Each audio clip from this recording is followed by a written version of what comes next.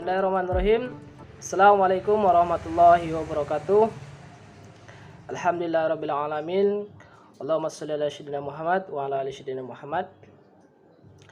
Baiklah, perkenalkan, nama saya Almario, mahasiswa Magister Hukum dengan program studi ilmu hukum, yang mana dengan nomor pokok mahasiswa 2010-21045. Ini adalah tugas tugas UTS, ujian tengah semester, adalah mata kuliah politik hukum dengan dosen pengampunya adalah Bapak Dr. Insinyur Haji Suparto, SH, SP, MM, MSI, MH. Baiklah, adapun materi ataupun tema yang saya angkat pada video kali ini, pada UTS kali ini, adalah tentang gubernur ditunjuk dan diangkat oleh presiden. Dengan tema ini, saya lebih memposisikan kepada posisi pro ataupun setuju bahwasanya gubernur ditunjuk dan diangkat oleh presiden. Mengapa demikian?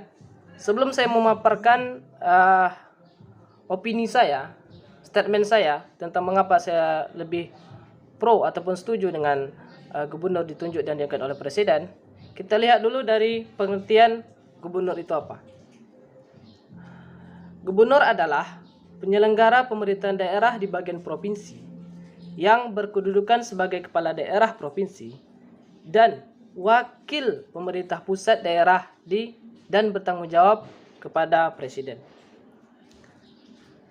Kalau kita lihat dari pengertian gubernur di atas tadi, dapat kita simpulkan bahwasanya gubernur itu adalah wakil dari pemerintah pusat yang berada di provinsi.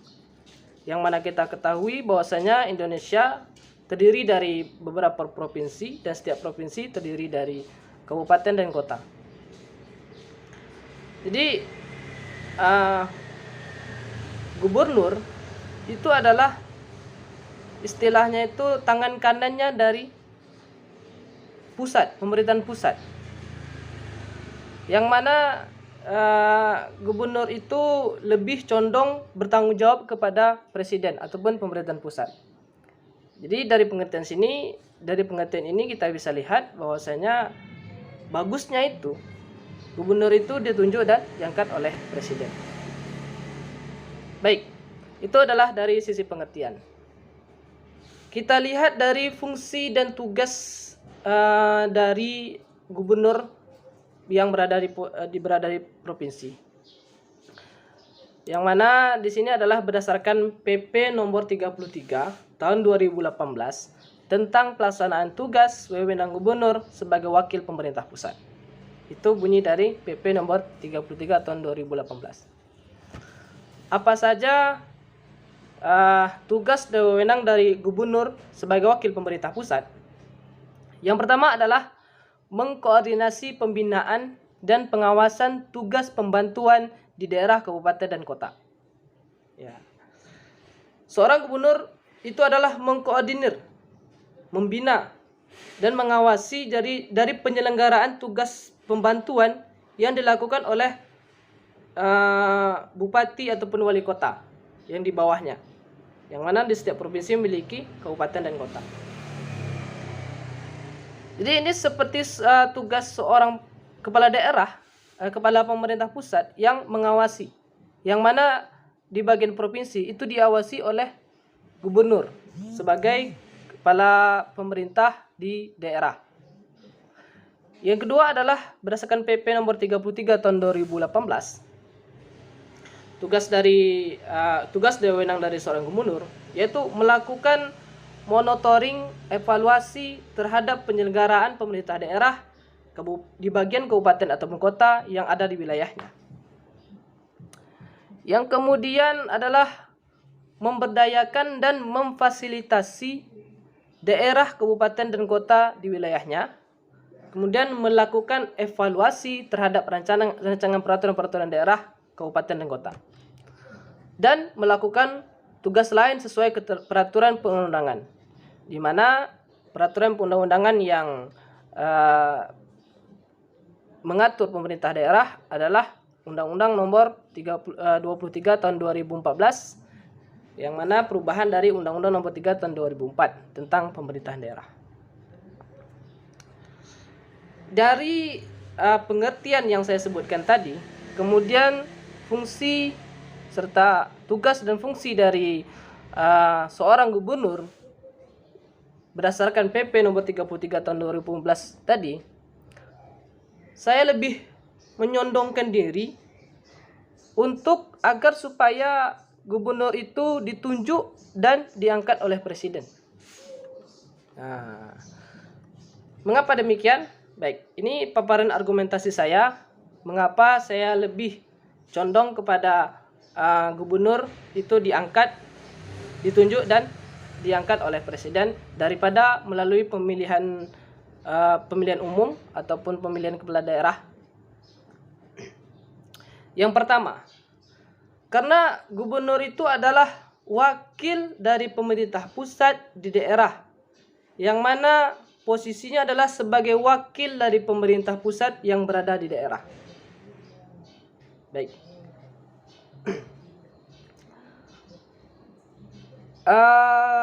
Seorang pemerintah pusat pastinya itu tidak akan bisa mengontrol semua daerah dari Sabang sampai Merauke.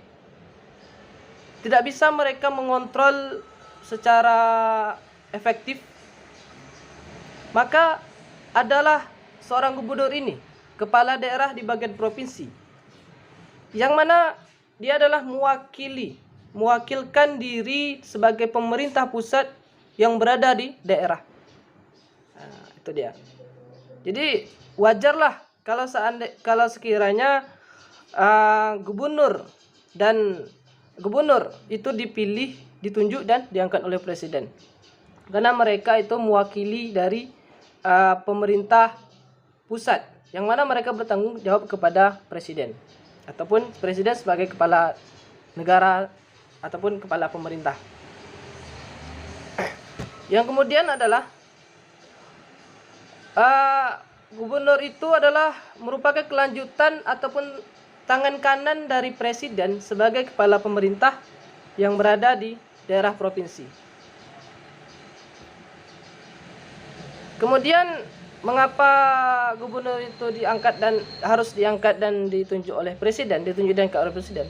Karena provinsi adalah pelaksanaan otonomi yang terbatas.